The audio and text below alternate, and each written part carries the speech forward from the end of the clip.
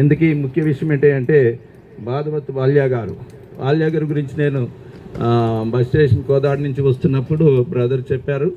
నేను అడిగినాను, వాల్యా గారు ప్రభుని నమ్ముకొని ఏంటంటే అప్పుడు చెప్తాం బాప్టిజం కూడా తీసుకున్నారని వారి గురించిన సాక్ష్యం నేను వినటం జరిగింది.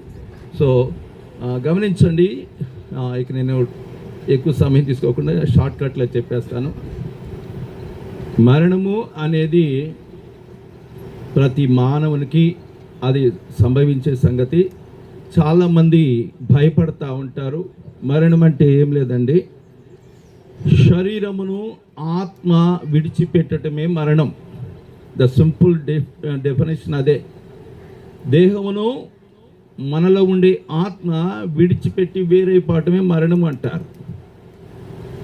ఆ మరణము ఎప్పుడైతే సంభవిస్తుందో, ఆత్మ ఎప్పుడైతే డీవియేషన్ అయిపోతుందో అప్పుడు ఈ బాడీ పనిచేయటం ఆగిపోతుంది. దానికి పాట ఉందిగా, కన్ను తెరిస్తే వెలుగురా, కన్ను మూస్తే చీకటిరా, నోరు తెరిస్తే శబ్దమురా, నోరు మూస్తే నిశ్శబ్దం అలాని పాట ఉంది. సో అయితే విషయం ఏంటంటే ఇప్పుడు ఈ భాగవత్ వాల్యా గారు ఎక్కడికి వెళ్ళారు? Somewhere he gone. ఎక్కడికి వెళ్ళారు మీరు అందరూ తెలుసుకోవాలి. నేనేం చెప్తానంటే ఆయన ఎక్కడి నుంచి అయితే ఇందాక దైవజనులు చెప్పారు, బ్రదర్ గారు చెప్పారు, ఎక్కడి నుంచి అయితే ఆయన ఆత్మ ఆయనకు అనుగ్రహించబడిందో తిరిగి మళ్ళా అక్కడికి ఆ ఆత్మ వెళ్ళిపోయింది. అది విషయం. దేహముతో కాదు, దేహమేమో అనగా శరీరము మట్టిలైపోయి ఆత్మ ఆ దేవుడు ఎక్కడి నుంచి అయితే ఆయనకి ఇచ్చినారో అక్కడికి ఆత్మ వెళ్ళినట్టుగా మనం గ్రహించాలి. సో లేఖనములు ఏమనుంటుందంటే, నరులు వింటున్నారు, అందరు వినాలి, నరులు మరణమైన తరువాత వారు ఏమైపోతారు? చాలా మందికి ప్రశ్న. సైంటిస్టులను అడిగినామనుకోండి, ఏం లేదు మట్టిలో కలిసిపోతా, అందుకంటే ఏం లేదా అంటారు వాళ్ళు. తర్వాత జీవితం నిల్, జీరో, ఏం లేదా అంటారు. వేద గ్రంథాలు చెబుతున్నాయి, పరిశుద్ధ గ్రంథం చెప్తుంది, చాలా గ్రంథాలు వాటికి భవిష్యత్తు ఉందని. ఆత్మ చనిపోదు, ఆత్మ నాశనము కాదు, ఆత్మ అది మట్టిలో కలిసిపోయేది కాదు, ఆత్మ జీవించేది. ఆమేన్, హల్లెలూయా. ఈ మధ్యాహ్న కాల సమయంలో మనం గమనించుకోవాల్సిన విషయం ఏంటంటే, పరిశుద్ధ గ్రంథంలో యోబు అనే భక్తుడు అంటాడు, నరులు ఏమవుతారు, మరలా బ్రతుకుతారా అంటే ఆయన ప్రశ్న వేస్తాడు. యెషయా గ్రంథంలో యెషయా అనే ప్రవక్త ఒక మాట చెప్తాడు. ఏమనంటాడంటే, తర్వాత నరులు తిరిగి బ్రతుకుతారు అని చెప్తాడు. వింటున్నారండి? చనిపోయిన తర్వాత మళ్ళీ బ్రతికే ఒక జీవం ఉంది, దానిని నిత్య జీవం అంటారు. ఆ నిత్య జీవంలోకి మరి జీవితం ఉంది, దాని గురించి ఆయన చెప్తాడు. అయితే విషయం ఏంటంటే, నాకు టైం లేదు, ఒక 5 నిమిషాలు. అయితే ఈ మనుషులు ఏమైపోతారు, ఎటు వెళ్ళిపోతారు, బ్రతుకుతారు. సరే, బ్రతికిన తర్వాత అంటే చచ్చిపోయిన వాళ్ళు బ్రతుకుతారంటే బ్రతుకుతారు, ఆ ప్రొవిజన్ ఉంది. మన డిజైన్ దేవుడు ఎలాగైతే డిజైన్ చేశాడో ఆ డిజైన్లోనే ఆయన మరణింపజేయగలడు, జీవింపజేయగలడు, నిత్యము యుగాలు జీవించేటట్టు చేయగలిగిన సమర్థుడైన దేవుణ్ణి మనం కలిగి ఉన్నాం. అయితే ఇప్పుడు ఒక మాట నేను చదివిస్తాను. పరిశుద్ధ గ్రంథంలో యోహాను సువార్తలో 5వ అధ్యాయంలో ఒక మాట నేను చదువుతాను, చూడండి. 5వ అధ్యాయము 21వ వచనం నేను చదువుతున్నాను. తండ్రి మృతులను ఎలాగు లేపి బ్రతికించునో అలాగే కుమారుడు తనకిష్టము వచ్చిన వారిని బ్రతికించును. చూడండి, ఈ వర్డ్స్ అన్నీ కూడా ఇదేదో మనుషులు రాసినవి కాదు, ఇవి కేవలం అక్షరాలు మాత్రమే కదా. ఈ అక్షరంలో ఆత్మ ఉంది, ఇవి జీవం కలిగిన వాక్కులు.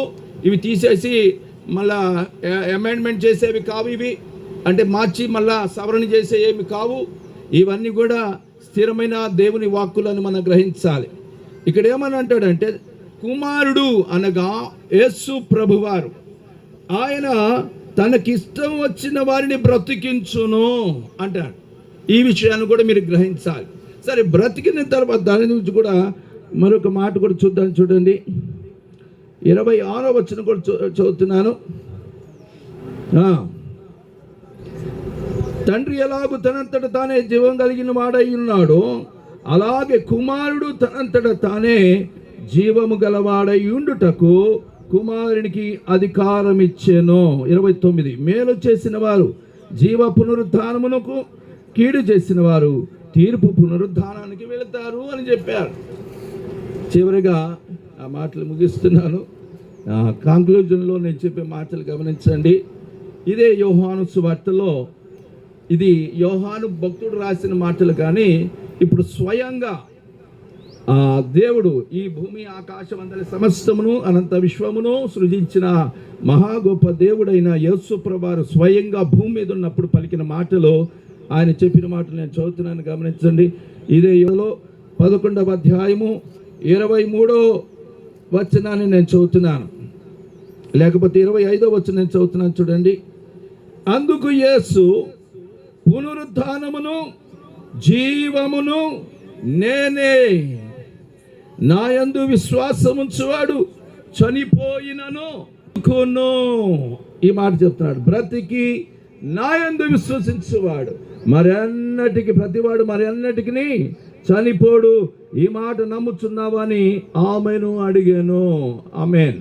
ఈ మాట మనం గమనిస్తే యేసు ప్రభువు చెప్తున్న మాట ఎంత అంటే, పునరుద్ధానమును జీవమును నేనే.